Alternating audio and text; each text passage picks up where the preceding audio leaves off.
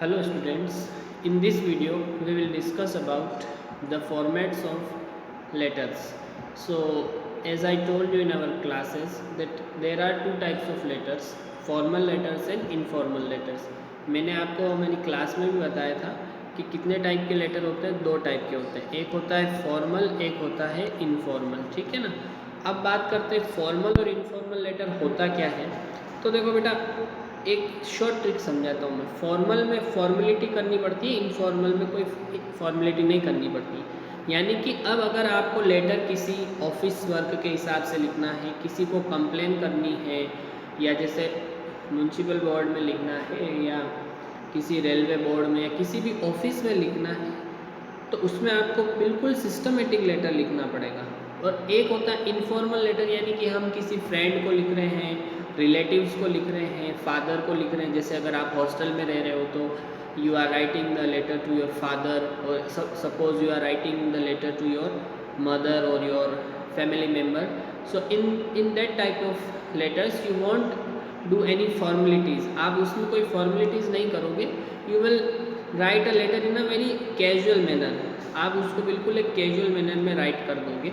तो देखो, मैं यहाँ आप लोगों को ज़्यादा लॉन्ग वीडियो नहीं होगी क्योंकि मैंने सब कुछ ऑलरेडी क्लास में डिस्कस कर लिया है। फिर भी आप लोगों को अगर कुछ भी प्रॉब्लम है तो ये वीडियो देख लेना। अब यहाँ पे दो टाइप के लेटर होते हैं, फॉर्मल इनफॉर्मल। सबसे पहले देखो, आपके पास फॉर्मल का ये फॉर्मेट है। सबसे पहले क्या लिखना है, नेम। और देखो, मैंने उस दिन भी आपको समझाया था, लेटर लिखने के दो तरीके होते हैं, flexible and full block style.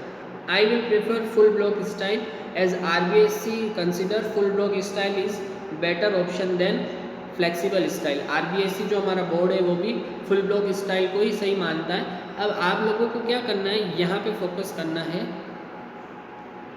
ठीक है। वापस मैं बना देता हूँ इसको। आप लोगों को बस इसी चीज़ पे फोकस करना, और ये सारी चीज़ें मैंने आपको ऑलरेडी क्लास में समझाई थी। सबसे पहले लेटर लिखा जाता है तो name of the sender address. Sender address मतलब आप खुद लिख रहे हो ना, तो लिखने वाले का पता, यहाँ सेंडर्स एड्रेस कर दो। सेंडर्स एड्रेस मतलब कि लिखने वाले का पता, आपका पता। कैसे लिखना है मैंने आपको उस दिन भी समझाया, नॉर्मल जैसे 12 कुछ भी लिख दो, गोकुल प्लाजा, और आपकी सिटी का नाम नाथद्वारा। ये एक छोटा सा जनरल एड्रेस हो गया, ठीक है। फिर वापस देखो, नेक्स्ट में आपके क्या आता है, डेट आती है। डेट कैसे लिखते हैं मैंने उस दिन भी समझाया आपको, 5 जुलाई पूरा लिखोगे, फिर 2021 करोगे, ठीक। फिर 2 नेम ऑफ रिसिपिएंट, यानी कि अब हम जिसको भेज रहे हैं, जो इस लेटर को रिसीव करेगा, यानी कि आपका एड्रेस ऊपर आ गया, फिर जिसको आप भेजोगे उसका। अगर किसी कंपनी को भेज रहे हो तो कंपनी का नाम आ जाएगा। डेजिग्नेशन मतलब होता है पद। डेजिग्नेशन का मतलब क्या होता है, इस डेजिग्नेशन का मतलब होता है पद, यानी कि किसको, जैसे मान लो आप प्रिंसिपल को भी लिख रहे हो तो आप आपको यहाँ पे लिखना पड़ेगा principal, then the name of school. जैसे हम लिख रहे हैं तो आप लिख दो प्रिंसिपल सनराइज एकेडमी नाथद्वारा, ठीक है। फिर बात आती है सैल्यूटेशन। सैल्यूटेशन क्या होता है, हम उनको कैसे ग्रीट करेंगे, डियर सर, डियर मैम, जो भी। सब्जेक्ट में आप क्या लिखोगे, जो आपको सब्जेक्ट के बारे में लिखना है। जैसे अगर आप लोगों को मैंने एक लेटर दिया था कि कोर्स कंप्लीट कराने के लिए, तो वो सब्जेक्ट यहाँ हो जाएगा इस तरीके से। फिर body of the letter. Body of the letter में क्या करना है, आपको जो मेन लाइनें लिखनी है, 2-4 लाइन, 2-4 पैराग्राफ लिखना है। उसके बाद आप थैंक यू वेरी मच, यानी कि ये कॉम्प्लीमेंट्री क्लोज हो जाता है। फिर योर सिंसियरली, नेम और सिग्नेचर, ठीक है। ये एक फॉर्मल लेटर लिखने का तरीका है। आई होप आपको समझ में आया होगा। अब बात आती है इनफॉर्मल लेटर को कैसे लिखना है। तो देखो, इनफॉर्मल लेटर लिखने का सिंपल सा तरीका वही लिखना, फुल ब्लॉक स्टाइल में ही। सबसे पहले देखो यहाँ पे क्या आता है, योर एड्रेस। यहाँ पे और इसने अच्छे से बता रखा है, देखो योर एड्रेस, इस पे फोकस करना। क्या आता है, योर एड्रेस, लिखा एड्रेस, पिन नंबर लिख दो, लिखा, फिर डेट लिख दो, डेट क्या है, जिस दिन आप लिख रहे हो। फिर सैल्यूटेशन। अब डायरेक्ट आपको उसका एड्रेस नहीं लिखना है कि कौन रिसीव करेगा, उसका पद क्या है, XYZ, वो फॉर्मेलिटीज़ नहीं करनी है, हमें इनफॉर्मल लेटर लिखना है। तो इनफॉर्मल लेटर में आप लोगों को सिर्फ आपका एड्रेस लिखना है। यहाँ पे फोकस करो, सिर्फ आपका एड्रेस लिखा है, ये हो गया काम। डेट तो डालनी है किसी भी लेटर में।